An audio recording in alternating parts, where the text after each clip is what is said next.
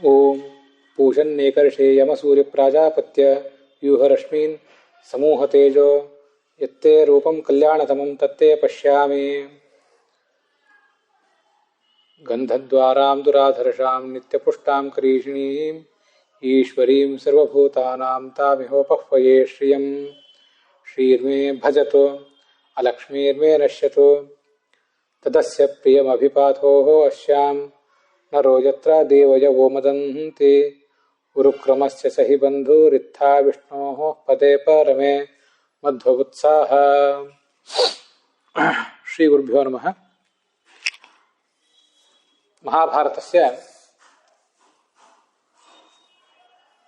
ಭಗವತ ಪುರಾಣರ್ಷಿಣ ವ್ಯಾಸೇನ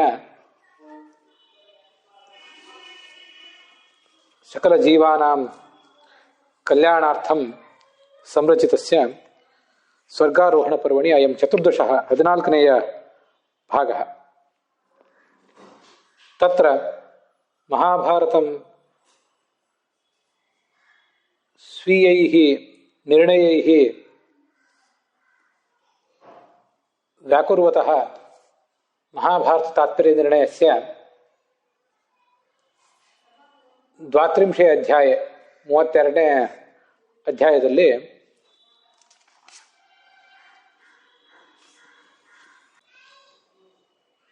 ಅಯಂ ಪಂಚತ್ರಿಂಶೋತ್ತರ ಏಕಶತತಮಃ ಶ್ಲೋಕಃ 135ನೇ ಶ್ಲೋಕ.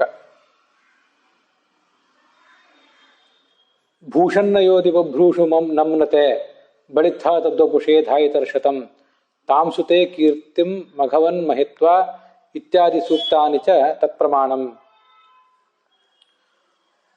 ಭಗವತಃ ಮುಖ್ಯ ಪ್ರಾಣಸ್ಯ ಹನುಮದ್ಭೀಮ ಮಧ್ವಾದಿ ರೂಪಾಣಾಂ ಯನ್ಮಹತ್ವಂ ತನ್ಮಹತ್ವಂ ಭೂಷನ್ನಯೋಧಿ ಬಭ್ರೂಷು ನಮ್ನತೆ ಇತ್ಯಾದಿಷು ಮಂತ್ರೇಷು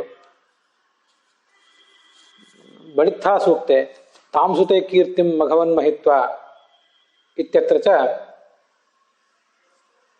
ಸುಚಾರುರೂಪೇಣ ಸಂಗೃಹ್ಯತೆ. ತತ್ರ ಭೂಷನ್ನಯೋಧಿ ಬಭ್ರೂಷು ನಮ್ನತೆ ಇತಿ ಮಂತ್ರಸ್ಯ ಅರ್ಥಃ ಗತೇ ದಿವಸೆ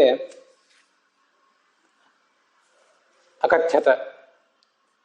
ತತ್ರ ತಸ್ಯೈವ ವರ್ಗಸ್ಯ ಅಯಂ ದ್ವಿತೀಯಃ ಮಂತ್ರಃ.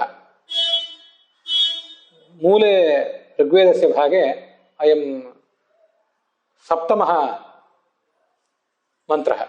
ಷಷ್ಠಃ ಮಂತ್ರಃ ಭೂಷನ್ನಯೋಧಿ ಬಭ್ರೂಷು ಇತಿ ಸಮಾಪ್ತಃ ತಿಷ್ಠತಿ. ಸಸಂಸ್ಥಿರೋ ವಿಸ್ತರಃ ಸಂಗೃಭಾಯತಿ ಜಾನನ್ನೇವ ಜಾನತೀಹಿ ನಿತ್ಯ ಆಶಯೇ ಪುನರ್ವರ್ಧತೆ ಅಪಿಯಂತಿ ದೇವ್ಯಂ ಅನ್ಯದ್ವರ್ಪಃ ಪಿತ್ರೋಃ ಕೃಣ್ವತೆ ಸಚಾ ಇತಿ ಅಯಂ ಮಂತ್ರಃ.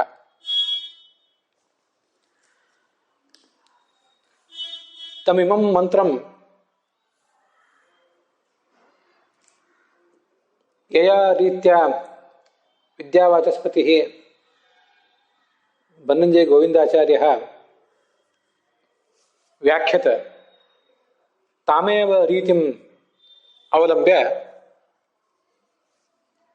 ಅನುಸಂಧಾತುಂ ಪ್ರವಕ್ತುಂ ಚ ಉತ್ಸಹೇ ಯಥಾಮತಿ.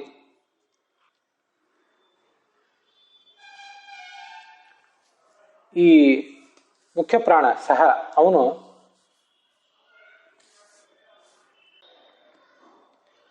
ಸಂಸ್ಥಿರ ಅಂದರೆ ಸಂಸಾರದಿಂದ ಉತ್ತೀರ್ಣನಾಗಿದ್ದಾನೆ. ಇನ್ನೂ ಮುಕ್ತಿಯನ್ನು ಪಡೆದಿಲ್ಲ ಅವನು. ಆದರೆ ಅವನಿಗೆ ಮುಕ್ತಿ ಅಂತ ನಿಶ್ಚಿತ ಆಗಿರುವುದರಿಂದ ಸಂಸಾರದಲ್ಲಿ ಅವನಿದ್ರೂ ಕೂಡ ಸಂಸಾರದಲ್ಲಿ ಇಲ್ಲದವನಂತೆ ಇದ್ದಾನೆ. ಆದರೂ ಕೂಡ ವಿಸ್ತಿರ, ಸಂಸ್ಥಿರ ಅಂತ ಸಂಸಾರವನ್ನು ದಾಟಿದ್ದಾನೆ. ವಿಸ್ತಿರ ಅಂತಂದ್ರೆ ಎಲ್ಲ ಜೀವರ ಅಭಿಮಾನಿ ಆದ್ದರಿಂದ ಈ ಜಗತ್ತಿನಲ್ಲಿ ಅವನು ವ್ಯಾಪಿಸಿಕೊಂಡಿದ್ದಾನೆ. ಮತ್ತೆ ಸಂಗೃಭಾಯತಿ, ಭಗವಂತನ ಸ್ವರೂಪವನ್ನ ಅವನು ಅನೇಕ ರೀತಿಯಿಂದ ಸಂಗ್ರಹಿಸಿದ್ದಾನೆ. ತಾನೇ ರಚಿಸಿದಂತಹ ಅನೇಕ ಶಾಸ್ತ್ರಗಳಲ್ಲಿ ಆ ಭಗವಂತನ ಸ್ವರೂಪವನ್ನು ಅವನು ವರ್ಣಿಸಿ ತೋರಿಸ್ತಾನೆ. ಮತ್ತೆ ಕೆಲವು ಗ್ರಂಥಗಳನ್ನು ರಚಿಸಿಯೂ ಆಯಿತು, ಕೆಲವುಗಳನ್ನ ಹೊಸ ಗ್ರಂಥಗಳನ್ನು ರಚನೆ ಮಾಡದೆ ಹೋದರೂ ಕೂಡ ಇದ್ದ ವೇದ ಮಹಾಭಾರತಾದಿ ಗ್ರಂಥಗಳಿಗೆ ವ್ಯಾಖ್ಯಾನ ಮಾಡುವ ಮೂಲಕ ಭಗವಂತನನ್ನು ಹೇಗೆ ತಿಳಿಯಬೇಕು, ಪ್ರತ್ಯಕ್ಷರಂ ಪ್ರತಿಪದಂ ಪ್ರತಿವಾಕ್ಯಂ ಹೇಗೆ ತಿಳ್ಕೋಬೇಕು ಅನ್ನೋದನ್ನು ಕೂಡ ಅವನು ತೋರಿಸ್ತಾನೆ. ಭೀಮ ಧರ್ಮರಾಜ ಮತ್ತೆ ಅರ್ಜುನ ನಕುಲ ಸಹದೇವ ಇವರಲ್ಲಿ ತಾನೇ ಆವಿಷ್ಟನಾಗಿದ್ದಾನೆ. ಧರ್ಮರೂಪದಿಂದ ಧರ್ಮರಾಜನಲ್ಲಿ, ಪರಾಕ್ರಮದ ರೂಪದಿಂದ ಅರ್ಜುನನಲ್ಲಿ, ಹೀಗೆಲ್ಲ ಅವನು ಆವಿಷ್ಟನಾಗಿದ್ದಾನೆ.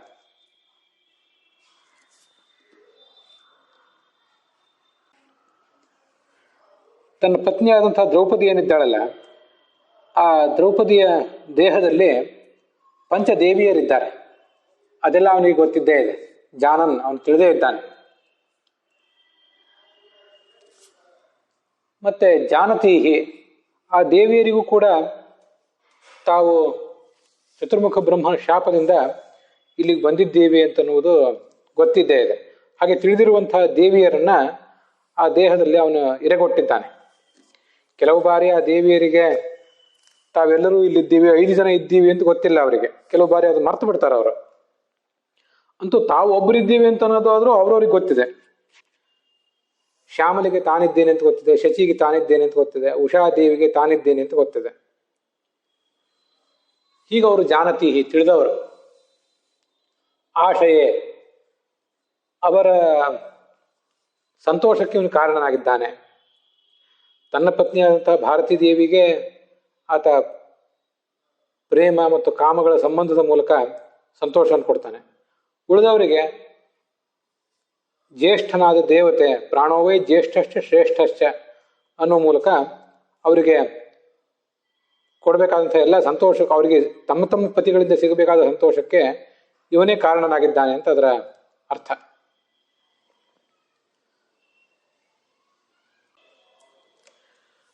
ಪುನಃ ವರ್ಧಂತೆ, ಅಲ್ಲಿ ಶ್ಯಾಮಲ, ಶಚಿ ಮತ್ತು ಉಷಾ ಮೊದಲಾದ ದೇವಿಯರೇನಿದ್ದಾರಲ್ಲ, ಅವರು 5 ವರ್ಷಕ್ಕೆ ಒಂದು ಬಾರಿ ಮತ್ತೆ ಮತ್ತೆ ಅಭಿವೃದ್ಧಿಯನ್ನು ಹೊಂದುತ್ತಾರೆ.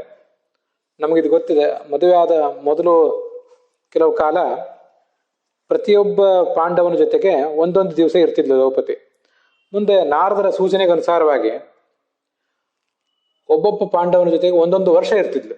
ಹೀಗೆ 5 ವರ್ಷಕ್ಕೆ ಒಂದು ಬಾರಿ ಅವರವರ ಸರದಿ ಬರ್ತಿತ್ತು. ಪುನಃ ಅಂದ್ರೆ 5 ವರ್ಷಕ್ಕೆ ಒಂದೊಂದು ಬಾರಿ ವರ್ಧಂತೆ, ಅವರೆಲ್ಲ ತಮ್ಮ ಸ್ವರೂಪವನ್ನು ವ್ಯಕ್ತ ಮಾಡ್ಕೋತಾರೆ ಆದರೂ ದ್ರೌಪದಿಯ ದೇಹದಲ್ಲಿ. ಆ 1 ವರ್ಷ ಧರ್ಮರಾಜನ ಸರದಿಯಾಗಿದ್ರೆ ಆಗ ಶ್ಯಾಮಲಿ ಹೆಚ್ಚು ಪ್ರವರ್ಧಮಾನಕ್ಕೆ ಬಂದಿರ್ತಾಳೆ. ಉಳಿದವರು ಅಲ್ಲಿ ಮಲಗಿದ್ದಿದ್ದವರಂತೆ ಇರ್ತಿರ್ತಾರೆ. ಮತ್ತು ಮುಂದಿನ ವರ್ಷ ಮತ್ತೊಬ್ಬಳ ಸರದಿ. ಹೀಗೆ ಅಪಿಯಂತಿ, ಆ ದೇವತೆಗಳು ಆ ಮುಖ್ಯ ಪ್ರಾಣನ ಬಳಿಗೆ ಹೋಗ್ತಾರೆ, ಅಥವಾ ಅವ್ರು ತಮ್ಮ ತಮ್ಮ ಗಂಡಂದ್ರ ಬಳಿಗೆ ಹೋಗ್ತಾರೆ. ಮತ್ತೆ ದೇವ್ಯಂ, ಸ್ತುತ್ಯನಾದಂಥ, ಎಲ್ಲರ ಸ್ತೋತ್ರಕ್ಕೆ ಪಾತ್ರನಾದಂಥ ಮುಖ್ಯ ಪ್ರಾಣನನ್ನ, ಹಾಗೆ ಪರಮಾತ್ಮನನ್ನ ಅವರು ಶರಣ ಹೋಗ್ತಾರೆ. ಮತ್ತೆ ಪಿತ್ರೋಹ, ಜಗತ್ತಿನ ತಂದೆ ತಂದಿರಾದಂಥ ಲಕ್ಷ್ಮೀ ಮತ್ತು ನಾರಾಯಣ ಏನಿದ್ದಾರೆ, ಆ ಲಕ್ಷ್ಮೀ ಮತ್ತು ನಾರಾಯಣರ ಅನ್ಯತ ವಿಶಿಷ್ಟವಾದಂತಹ ವರ್ಪಃ ಅಂದ್ರೆ ಗುಣಜಾತ, ಅವರ ಗುಣ ಸಮೂಹ, ಗುಣಾತ್ಮಕವಾದ ವ್ಯಕ್ತಿತ್ವ, ಅದನ್ನ ಸಚ ಅಂದ್ರೆ ಭೀಮನ ಜೊತೆಗೂಡಿ, ತಮ್ಮ ಗಂಡಂದಿರ ಜೊತೆಗೂಡಿ, ಯಮಧರ್ಮ ಮತ್ತು ಶ್ಯಾಮಲ, ಶಚಿ ಮತ್ತು ಇಂದ್ರ, ಉಷಾ ಮತ್ತು ಈ ಅಶ್ವಿನಿ ದೇವತೆಗಳು, ಇವರೆಲ್ಲ ಸಪತ್ನೀಕರಾಗಿ ಭೀಮನ ಆಶೀರ್ವಾದದಿಂದ, ಮುಖ್ಯ ಪ್ರಾಣನ ಆಶೀರ್ವಾದ ಅನುಗ್ರಹಗಳಿಂದ ಆ ಭಗವಂತನ ಗುಣವನ್ನು ತಾವು ಕಂಡುಕೋತಾರೆ. ಮತ್ತೆ ತಮ್ಮ ಬಳಿಗೆ ಬಂದವರಿಗೆ ಆ ಭಗವಂತನ ಗುಣವನ್ನ ಉಪದೇಶಿಸ್ತಾರೆ ಕೂಡ.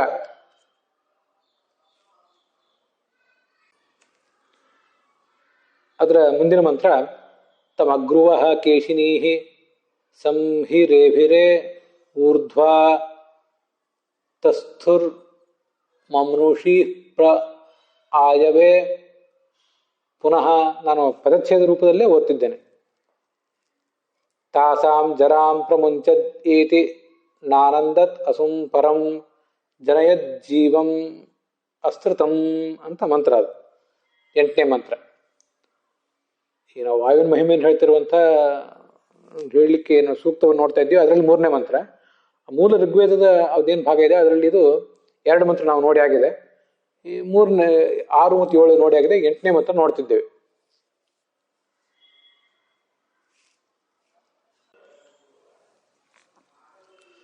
ಅಗ್ರುವ. ಅಗ್ರುವ ಅಂದರೆ ಮುಂದೆ ಹೋಗುವಂಥವ್ರು, ಅಗ್ರಗಾಮಿಗಳು ಅಂತ ಅರ್ಥ. ಈ ಸ್ತ್ರೀಣಾಂ ಅಗ್ರುವ, ಎಲ್ಲ ಸ್ತ್ರೀಯರಿಗಿಂತಲೂ ಮುಖ್ಯರಾದವರು, ಮುಖ್ಯವಾದ ಸ್ಥಾನದಲ್ಲಿದ್ದವರು ತಮ್ಮ ಗುಣಾಧಿಕತ್ವದಿಂದ. ಅವರೇ ಈ ಶ್ಯಾಮಲ, ಶಚಿ ಮತ್ತು ಉಷಾ ಇವರೆಲ್ಲರೂ ಕೂಡ. ಅವರು ಕೇಶಿನ್ಯ, ಸುಂದರವಾದಂಥ ಕೇಶವುಳ್ಳವರು ಕೂಡ.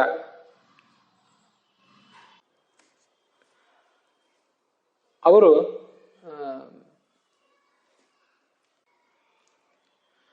ಸಂರೇಭಿರೇಹಿ, ಶ್ಯಾಮಲ ಯಮನನ್ನ, ಶಚಿ ಶ್ಯಾಮಲ ಧರ್ಮರಾಜನನ್ನ, ಶಚಿ ಇಂದ್ರನನ್ನ, ಮತ್ತು ಉಷಾ ನಕುಲ ಸಹದೇವರನ್ನ ಸಂರೇಭಿರೆ ತಬ್ಬಿಕೊಂಡರು, ಆಲಂಗಿಸಿಕೊಂಡರು ಅಂತ ಅದರ ಅರ್ಥ. ಅಥವಾ ಭೀಮನ ಪತ್ನಿಯರಾದಂಥ ಭಾರತಿ, ಕಾಶಿ, ಕಾಳಿ ಮತ್ತು 10 ಜನ, ಈ 20 ಜನ ದಿಗ್ದೇವತೆಯರು, ಜಲಾಭಿಮಾನಿನಿಯರು ಕೂಡ ಹೌದವರು. ವಸುದೇವನ ಮಕ್ಕಳವರು, ಸೋದರ ಮಾವನ ಮಕ್ಕಳನ್ನು ಕೂಡ ಭೀಮಸೇನ ಮದುವೆ ಮಾಡಿಕೊಂಡಿದ್ದ. ಅವರು ಎಲ್ಲ ಸುಂದರ ಸ್ತ್ರೀಯರು. ಅವರು ಆ ಭೀಮಸೇನನ್ನ ಆಲಿಂಗಿಸಿಕೊಂಡ್ರು ಅಂತ ಇನ್ನೊಂದು ಅರ್ಥ ಹೇಳ್ಬೋದು.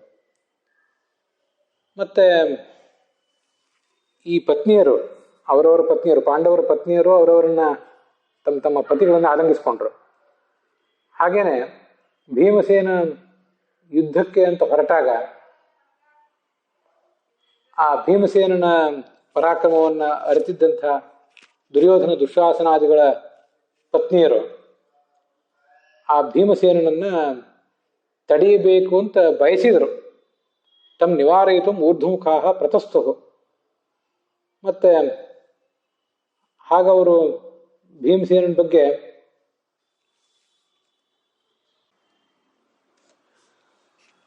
ಕೋಪ, ತಾಪ, ಅಸಹನೆ ಇತ್ಯಾದಿಗಳೆಲ್ಲವನ್ನು ಕೂಡ ಮಾಡಿಕೊಂಡ್ರೂ ಕೂಡ ಭೀಮಸೇನ ಅದನ್ನ ತಾಸಾಂ ಜರಾಂ, ಅವರ ಜರ ಅಂದರೆ ಜರಣ, ಅವರ ನಿಂದಾವಚನ, ಅವರೆಷ್ಟೇ ಅಸಹನೆ ಮಾಡಿದ್ರು ಅದನ್ನೇನು ಭೀಮಸೇನ ಲೆಕ್ಕಿಸಲಿಲ್ಲ. ಪ್ರಮುಂಚನ್ ತಿರಸ್ಕುರುವನ್ ಏತಿ, ಅವನು ಮುಂದೆ ಹೋಗ್ತಾನೆ, ಯುದ್ಧಕ್ಕೆ ಹೋಗ್ತಾನ ಅವನು. ಅವರು ಮಮ್ನುಷೀಹಿ,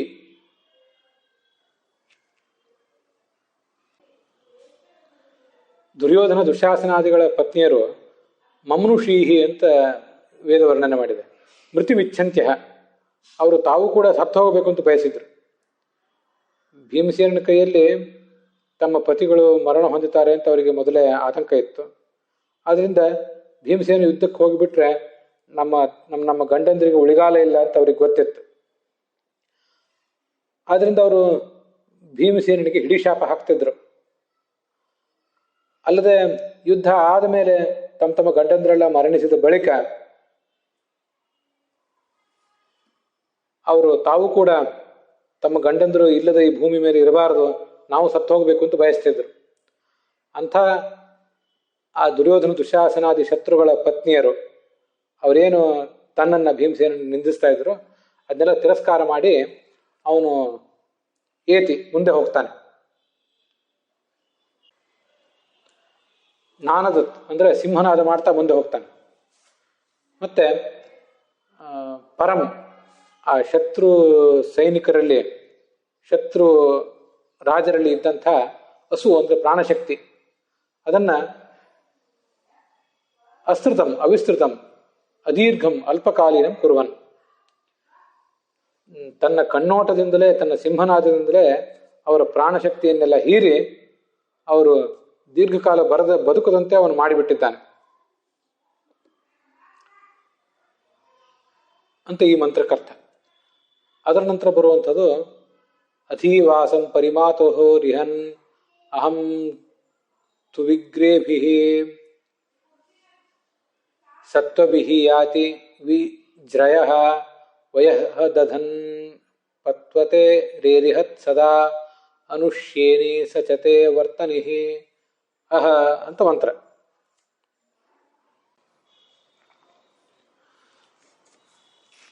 ಅಧಿವಾಸಂ ಪರಿಮಾತು ಅಂತ ಈಗಲ್ಲಿ ಶಬ್ದ ಇದೆ.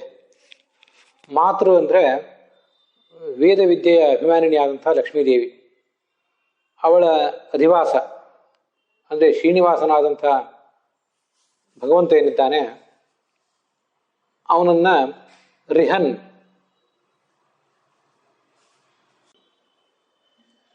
ಅಂದರೆ ಆಸ್ವಾದಿಸ್ತಾ ಅಂತ ಅರ್ಥ. ಮನಸ್ಸಿನಿಂದ ಅವನ ಮಹಿಮೆಯನ್ನು ಸ್ಮರಣೆ ಮಾಡ್ತಾ. ತುವಿಗ್ರೇಭಿ ಅಂದರೆ ವೇಗದಿಂದ.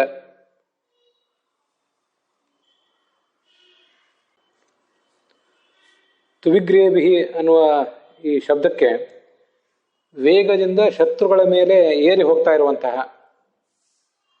ಸತ್ವವಿಹಿ ಅಂದರೆ ಪ್ರಾಣಿಗಳಿಂದ ಆ ಪ್ರಾಣಿಗಳ ಜೊತೆ ಯುದ್ಧ ಮಾಡಲಿಕ್ಕೆ ಇವನು ಧಾವಿಸ್ತಾನೆ ಅಂತ ಅರ್ಥ.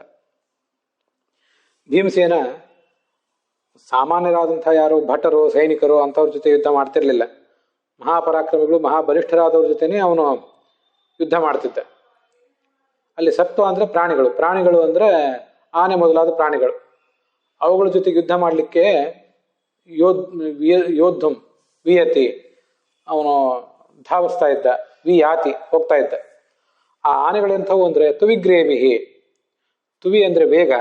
ಆ ವೇಗದ ಮೂಲಕ ಶತ್ರುಗಳನ್ನ ತಾವು ವೇಗವಾಗಿ ಆನೆಗಳು ಧಾವಿಸಿ ಶತ್ರುಗಳನ್ನ ಆಕ್ರಮಿಸಲಿಕ್ಕೆ ಅಂತೇನು ಆ ಆನೆಗಳು ಪ್ರಯತ್ನ ಪಡ್ತಾ ಇದ್ದವು, ಅಂಥ ಆನೆಗಳ ಜೊತೆಗೆ ಅಂತ ಅದರ ಅರ್ಥ.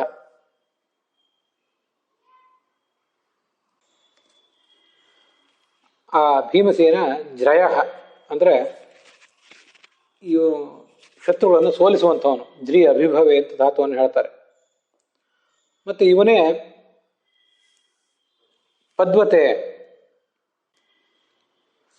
ಎಲ್ಲ ಪ್ರಾಣಿಗಳಿಗೂ ಕೂಡ ಆಯುಷ್ಯವನ್ನ ಕೊಡುವಂಥವನು ಇದೇ ಪ್ರಾಣದೇವನೇ ಭೀಮಸೇನನೇ. ಪದ್ವತ್ ಅಂದರೆ ಕಾಲು ಅಂದರೆ ರೆಕ್ಕೆಯೂ ಇರಬಹುದು ಮತ್ತೇನೋ ಇರಬಹುದು. ಈ ಜಗತ್ತಿನಲ್ಲಿ ಸಂಚಾರ ಮಾಡುವಂಥ ಯಾವುದೇ ಪ್ರಾಣಿ ಇರಲಿ ಅಥವಾ ಸ್ಥಾವರವಾದಂಥ ಪ್ರಾಣಿಯೇ ಇರಲಿ, ಅದು ತುಂಬ ಚೆನ್ನಾಗಿದೆ ಪದ್ವತೆ ಅನ್ನೋ ಶಬ್ದ. ಯಾಕೆಂದರೆ ಪತ್ ಅಂದರೆ ಪಾದ. ಅದು ಸ್ಥಾವರವಾದ ಪ್ರಾಣಿಗಳಿಗೆ, ಪಶು ಪಕ್ಷಿಗಳಿಗೆ ಪಾದ ಅಂದರೆ ಬೇರು. ಮತ್ತೆ ಉಳಿದ ಪಕ್ಷಿಗಳಿಗೆ, ಗಿಡಮರಗಳಿಗೆ ಪಾದ ಅಂದರೆ ಬೇರೆ. ಪಶುಗಳಿಗೆ ಪಾದ ಅಂದರೆ ಅವುಗಳಿಗೂ ಕೂಡ ಒಂದೊಂದು ಪಾದ ಇದೆ, ರೆಕ್ಕೆಯೂ ಇದೆ. ಆ ರೆಕ್ಕೆ ನಾವು ಪಾದಗಳ ಮೂಲಕ ಹೇಗೆ ಸಂಚಾರ ಮಾಡ್ತೀವೋ ಹಾಗೆ ಗಿಡಗಳು, ಈ ಪಕ್ಷಿಗಳು ತಮ್ಮ ರೆಕ್ಕೆಗಳ ಮೂಲಕ ಸಂಚಾರ ಮಾಡ್ತವೆ. ನಮಗಿದು ಗೊತ್ತಿದೆ. ಮನುಷ್ಯರು ಮತ್ತೆ ಚತುಷ್ಪಾದ ಪ್ರಾಣಿಗಳಂತೂ ಕಾಲಿನ ಮೂಲಕವೇ ಸಂಚಾರ ಮಾಡ್ತವೆ. ಅದು ಕೂಡ ನಮಗೆ ಸ್ಪಷ್ಟವಾಗಿ ಗೊತ್ತಿದ್ದೇ ಇದೆ. ಆದ್ರಿಂದ ಗಿಡ ಮರಗಳಿಗೆ ಸಂಬಂಧಪಟ್ಟಂತೆ ಪಥ ಅಂದರೆ ಪಾದ ಅಂದರೆ ಬೇರು, ಪಕ್ಷಿಗಳಿಗೆ ಸಂಬಂಧಪಟ್ಟಂತೆ ಪಥ ಅಂದರೆ ಅವುಗಳ ಪಾದವೂ ಹೌದು, ಅವುಗಳ ರೆಕ್ಕೆಯೂ ಹೌದು. ಮತ್ತೆ ಚತುಷ್ಪಾದ ಪ್ರಾಣಿಗಳಿಗೆ ಅವುಗಳ ಪಾದ. ಇಂಥ ಯಾವುದೇ ಪ್ರಾಣಿ ಇರಲಿ, ಜೀವ ಇರಲಿ, ಅದಕ್ಕೆ ವಯಃ ಅಂದ್ರೆ ಆಯುಸ್ಸನ್ನ ದಧಾತಿ ಕೊಡುವವನು ಇವನೇ. ಎಲ್ಲರಿಗೂ ಆಯುಷ್ಯಕ್ಕೆ ನಿಯಾಮಕ ಇವನೇ. ಸರ್ವೇಷಾಂಚ ಪ್ರಾಣಿನಾಂ ಪ್ರಾಣಭೂತಃ ವಾಯುರ್ಭೂಮೋ ಭೀಮನಾದೋ ಮಹೌಜಾಹ ಅಂತ ಮಹಾಭಾರತದಲ್ಲೇ ಅವನ ಪರಾಕ್ರಮದ ವರ್ಣನ ಇದೆ. ಹೀಗೆ ಅವು ಬದುಕಿರುವಾಗಲೂ ಅವನೇ ಅವಕ್ಕೆ ಕಾರಣ. ಮತ್ತೆ ಕೊನೆಗೆ ರೇರಿಹತ್ ಅವುಗಳ ಅಂತ್ಯಕಾಲದಲ್ಲಿ ಸಂಹಾರ ಮಾಡುವವನು ಅವನೇ. ರಿಹ ಹಿಂಸಾಯಾಮ್ ಅಂತ ಧಾತು. ಶೇನಿ ಅಂದ್ರೆ ಶೇನ ಅಂದ್ರೆ ಗರುಡ. ಆ ಗರುಡ ಉಳ್ಳಂಥ ನಾರಾಯಣ. ಆ ನಾರಾಯಣನೇ ಕೃಷ್ಣ. ಆ ಕೃಷ್ಣ ಯಾವತ್ತೂ ಕೂಡ ಈ ಭೀಮಸೇನಿಗೆ ಸಚತೆ ವರ್ತನಿ ಅಂತಂದ್ರೆ ಅನುವರ್ತನಿ, ಭೀಮಸೇನನನ್ನು ಅನುಸರಿಸಿಕೊಂಡಿರ್ತಿದ್ದ ಅವನು. ಭೀಮಸೇನನನ್ನು ಅನುಸರಿಸಿಕೊಂಡಿರುವುದು ಅಂದರೆ ಪಂಚಪಾಂಡವರನ್ನು ಕೂಡ ಅನುಸರಿಸಿಕೊಂಡಿರುವುದೇ. ಪಂಚಪಾಂಡವರಲ್ಲಿ ಗುಣಾಧಿಕನಾದವನು ಭೀಮಸೇನ. ಅದಕ್ಕಾಗಿ ಭೀಮಸೇನನು ಅನುವರ್ತಿಯಾಗಿ, ಭೀಮಸೇನನಿಗೆ ಬೆಂಗಾವಲಾಗಿ ಕೃಷ್ಣ ಇರ್ತಿದ್ದ. ಮತ್ತೆ ಅದರ ಅರ್ಥ ಎಲ್ಲ ಪಾಂಡವರಿಗೂ ಕೂಡ ಅವನು ಬೆಂಗಾವಲಾಗಿರ್ತಿದ್ದ ಅಂತಾನೆ. ಸಚತೆ, ಹೀಗಾತ ಇದ್ದೇ ಇರ್ತಾನೆ. ವರ್ತನಿ ಅಂದರೆ ಅನುವರ್ತಿಯಾಗಿದ್ದು ಆತನ ಜೊತೆಗೂಡಿದ್ದಾನೆ ಅಂತ ಅದರ ಅರ್ಥ.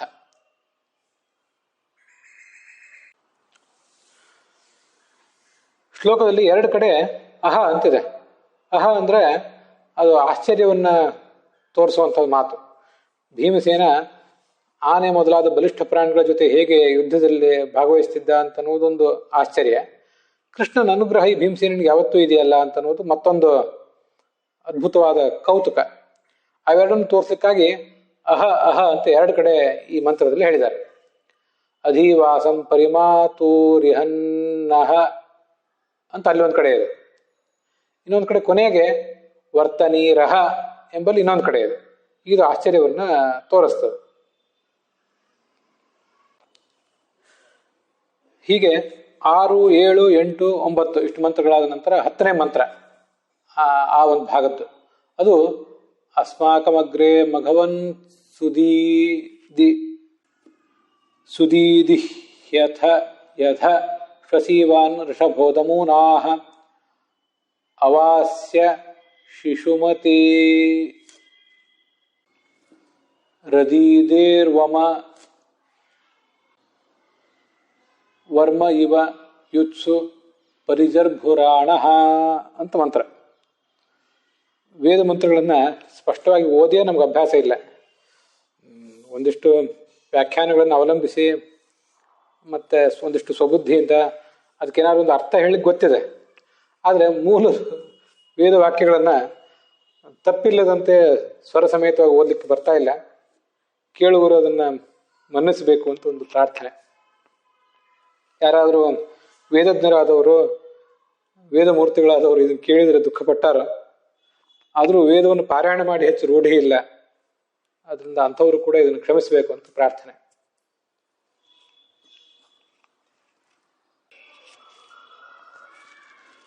ಅಗ್ನೇಯ ಅಂತ ಶತ್ರುತಾಪಕನಾದಂಥ ಭಗವಂತನ ಒಂದು ಸ್ತೋತ್ರ ಇಲ್ಲಿ. ಮುಖ್ಯ ಪ್ರಾಣನ ಭೀಮಸೇನನ ಒಂದು ಸ್ತೋತ್ರ. ಅಗ್ನಿ ಅಂತ ಶತ್ರುಗಳಿಗೆ ತಾಪವನ್ನು ಕೊಡುವನು ನೀನು. ಅಸ್ಮಾಕಂ, ನಮ್ಮಲ್ಲಿ, ನಾವು ಅನೇಕ ಜನ ಇದ್ದೀವಿ, ನಮ್ಮಲ್ಲಿ ಮಘವತ್ಸು, ಯಾರು ಜ್ಞಾನಧನವಂತರಾದವರಿದ್ದಾರೆ, ಜ್ಞಾನದಿಂದ ಜ್ಯೇಷ್ಠರಾದವರಿದ್ದಾರೆ, ಅವರಲ್ಲಿ ದೀದಿಹಿ ದೀಪ್ಯಸ್ವ, ಅವರಲ್ಲಿ ನೀನು ಮುಖ್ಯನಾಗಿದ್ದು, ಅವರೆಲ್ಲರಿಗಿಂತಲೂ ಶ್ರೇಷ್ಠನಾಗಿದ್ದು ನೀನು ಬೆಳಗಬೇಕು, ನೀನು ಮೆರೆಯಬೇಕು ಅಂತ ಅದರ ತಾತ್ಪರ್ಯ. ಅವರಲ್ಲಿ ಸನ್ನಿಹಿತನಾಗಿದ್ದು ಅವರಿಗೊಂದು ಶ್ರೇಷ್ಠತೆಯನ್ನು ಕೊಡಬೇಕು. ಅವರಲ್ಲಿ ದೀಪ್ತನಾಗಿದ್ದು ಆ ಹಿರಿಯರಿಗೂ ಕಿರಿಯರಾದಂತಹ ನಮಗೂ ಎಲ್ಲಿಗೂ ಕೂಡ ನೀನು ಜ್ಞಾನವನ್ನು ಕೊಡಬೇಕು.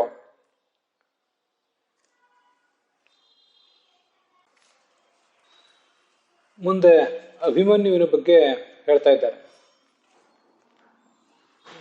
ಶ್ವಸೀವಾನ್ ಅಂದ್ರೆ ನಮ್ಮವರನ್ನ, ಸ್ವಪಕ್ಷೀಯರನ್ನ ನೀನು ಉತ್ತೇಜನಗೊಳಿಸಿದ್ದಿ ಭೀಮಸೇನ ಅಂತ. ಇದ್ರ ನಂತರ ಅಭಿಮನ್ಯುವಿನ ಬಗ್ಗೆ ಹೇಳ್ತಾರೆ.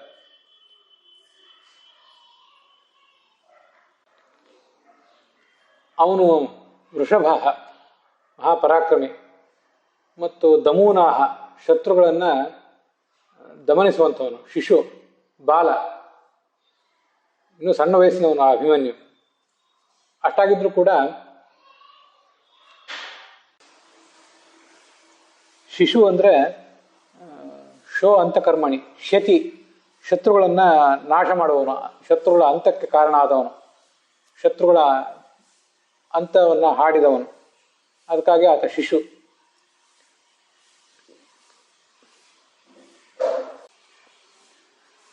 ಅಂತಹ ಶಿಶುವಾದ ಭೀಮಸೇನನನ್ನ ಆವರಿಸಿ ನಿಂತಿರುವಂತಹ ಶಿಶುಮತೀಹಿ, ಶಿಶುಮತಿ ಅನ್ನೋ ಶಬ್ದಕ್ಕೆ ಶಿಶುವಾದ ಅಭಿಮನ್ಯುವನ್ನ ಸುತ್ತುವರೆದು ನಿಂತಿರುವಂತಹ ಶಿಶು ಉಳ್ಳಂತಹ ಕೌರವ ಸೇನೆಗಳು, ಅವುಗಳನ್ನು ಅವಾಸ್ಯ ಅಪಹಾಯ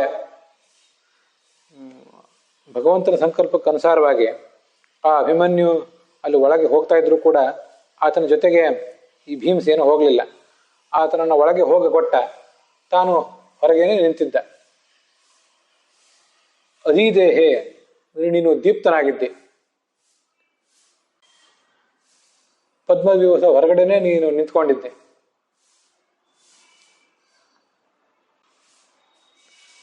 ಅಷ್ಟಾಗಿದ್ರು ಕೂಡ ಯುತ್ಸು, ಅದೇನು ಯುದ್ಧಗಳು ನಡೆದಿತ್ತು ಆ ಯುದ್ಧಗಳ ನಡುವೆ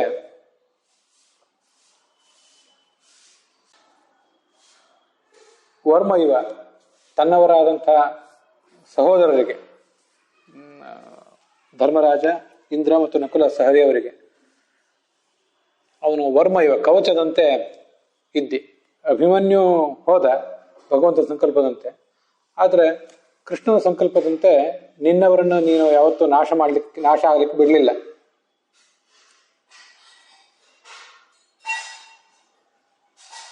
ಪರಿಜರ್ಭುರಾಣ, ಅವರಿಗೆ ಬಂದಿರುವಂತಹ ಏನೊಂದು ಶತ್ರುಗಳ ಪೀಡಾ ಇತ್ತು, ಆ ಪೀಡೆಯನ್ನೆಲ್ಲ ನೀನು ಪರಿಹರಿಸಿದಿ. ಪಾಂಡವರಿಗೆ ಯಾವುದೇ ರೀತಿಯಾದ ಅಪಾಯವು ಶತ್ರುಗಳಿಂದ ಆಗದಿರುವಂತೆ ನೀನು ಯುದ್ಧ ಭೂಮಿಯಲ್ಲೆಲ್ಲ ಸಂಚಾರ ಮಾಡಿದೆ ಅಂತ ಅದರ ತಾತ್ಪರ್ಯ. ಅಲ್ಲಿಗೆ ಈ 10ನೇ ಮಂತ್ರ, ಈಗ ನಾವೇನು ನೋಡ್ತಿದ್ದೀವಲ್ಲ, ಇದರ 10ನೇ ಮಂತ್ರದ ವ್ಯಾಖ್ಯಾನ ಸಮಾಪ್ತ ಆಗಿದೆ. ಇದು ಋಕ್ಸಂಹಿತಾದ 1ನೇ ಮಂಡಲದ 140ನೇ ಸೂಕ್ತ. ಅಲ್ಲಿ 6ನೇ, 6, 7, 8, 9, 10 ಈ 5 ಮಂತ್ರಗಳ ಅರ್ಥಗಳನ್ನು ನಾವಿಲ್ಲಿಗೆ ನೋಡಿದ್ದೀವಿ. ಈ ಭಾಗ ಇಲ್ಲಿಗೆ ಸಮಾಪ್ತವಾಗಿದೆ.